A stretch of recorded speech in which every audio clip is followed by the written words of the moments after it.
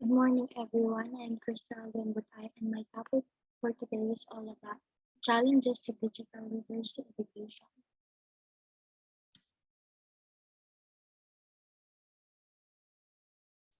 My objectives are develop a working understanding and challenges to digital literacy education, appreciate the importance of digital literacy education, realize that challenges must be taken to develop a better future. Next is before I proceed, let us first define what is digital literacy. So, digital literacy means having the skills you need to live, learn, and work in a society where communication and access to information is increasingly through digital technologies like internet platforms such as social media and mobile devices. So, communication is also a key aspect of digital literacy.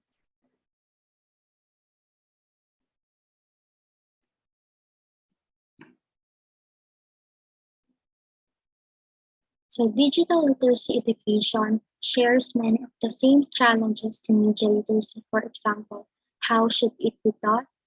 How can it be measured and evaluated? Should it be taught for the protection of students in their consumption of information, or should it develop their appreciation for digital media?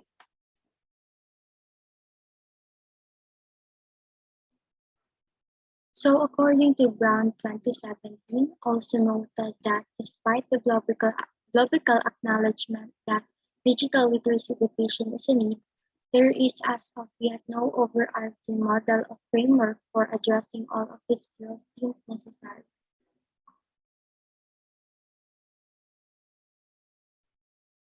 So the first framework or principles is teach media and digital literacy. Any attempt to teach these principles must first realize that they cannot be separated from context, meaning they cannot be taught separately from other topics. Critical thinking requires something other than itself to think critically about, and thus cannot develop in a vacuum. Similarly, developing a moral framework within students can be taught by merely talking about it. This moral framework develops by practicing it, that is, basing our decisions in the context of everything else we do in our day-to-day lives. We are therefore agree with Goldai 2011 that the teaching of the fundamental principles of this and other literacies should be done integratively with other subjects in school. However difficult the process might be, in other words, teach them in mathematics, science, language arts, social studies, and so on. Make them part of the school curriculum and in the everyday life of the students. Anything else will be as misguided as merely telling a plant to grow and expecting it to do so by the power of the words. So, as educators, we cannot separate the context. We need to explain to our students step-by-step procedures and give students a means to reveal the truth. Dapat itong mapag-aralang mabuti, and it is our job, or it is the teacher's job to teach no matter how hard it is. We still need to teach them and make them interested in learning. And in this principle or framework, um, it should the other subject should also taught, such as the mathematics, science, language arts, and social studies, and so on. So yeah. Next is master your subject matter. Whatever it is you teach, you must not only possess a thorough understanding of your subject matter, you must also understand why you are teaching it and why it is important to learn. So, of course, before we go in a battle, we must be prepared.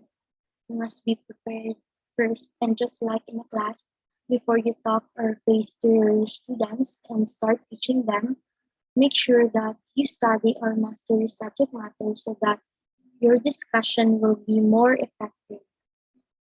And as educators, We must not shy away from a student genuinely asking us to explain why something we are teaching is a kind of media, and the students are obliged to consume. And it is only fair to know to it is only fair they know why. So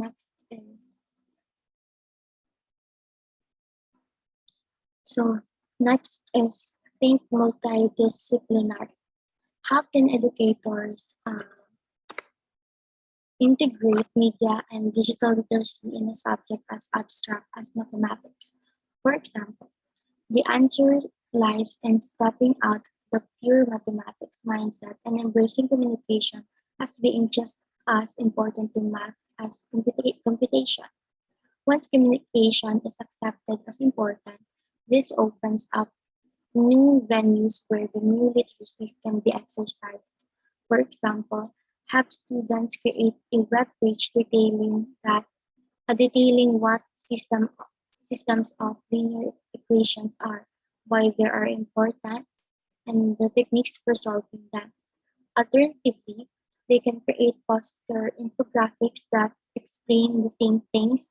The exact the exact same strategies can be applied to nearly any subject and any topic.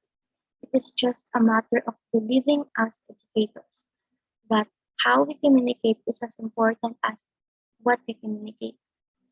So this means that as a teacher, we should think critically in order for the student to learn. And one way of that is to teach them how to use multidisciplinary aspects in our subject. And for example, the mathematics subject, wherein the students will be able to create a web page that would detail the systems of linear equations, why they are important, and what are the techniques for solving them.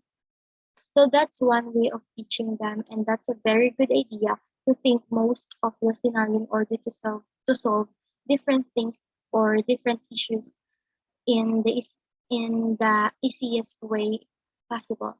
And so the other example will be uh, they can create poster infographics and explain the same things because not all learners are really into mathematics or not really good at mathematics. And so therefore, if you assign them to create a poster infographics, it is very easy for them to identify whatever process and what are the procedure on it, or what are the solutions that would be fit or that would be easily understood by anyone. So that's why as a future educators, we should think I multidisciplinary. And next is explore motivations, not just messages. While it is very important that students learn what is the message being communicated by any media. So as an educator, we should allow our students to ask certain questions that would really make them understand or understood what is really being meant by this kind of discussion, or what is the what is the topic, or what are the things that they didn't clearly understand, and how we are going to solve those. So we should encourage them to ask questions at the end or during the discussion in order to clarify the fees, make some comments, suggestions, or recommendations that would enable them to motivate more and to um, make them make them make their learning better. So it is also important to develop in them a habit of asking why. Why is the message being communicated in the first place? In this case, an information pamphlet warning against some infectious disease, for example. Is there an outbreak we are being warned of? If not, could this then be an attempt to sow panic and discord in the targeted populace? Why? Who stands to gain from doing such thing? So the objective here is not so much to find the correct answers, but rather to develop the habit of asking these questions. So next is, so the last principle is leverage skills that students already have. It is always surprising how much a person can do when they are personally and effectively motivated to do so. In other words, a person can do amazing things when they really want to. Students can produce remarkably well researched output for things they are deeply interested in, even without instruction. Harnessing this natural desire to explore whatever interests them will go a long way in improving media and digital literacy education in your classroom. So, as a teacher, it is very important to acknowledge that there's a previous skills that the student already have. And with that, we can able to focus on the next step that they're able to teach. And if you're going to give them a task or project, and if they are really interested into it and they already have this skill the skills, they will be able to do it in their own in their own without further instruction. Sorry. They could create a better outcome or a better result out of it, and so their desire to explore those things or that interests them, whatever those things are. However, as a teacher, we should always improve our media and digital literacy in the classroom, especially in educating your students how to navigate, manipulate, or use those media platforms that are necessary for them to conduct or produce those output or tasks. And as a teacher, we should always guide them, not just always instruct them step by step, but let them to do it because they already have those skills. And if they are really interested into that specific area, they can do it on their own. So without further instruction, they could really provide us a competent and well-deserved performance. So that's all for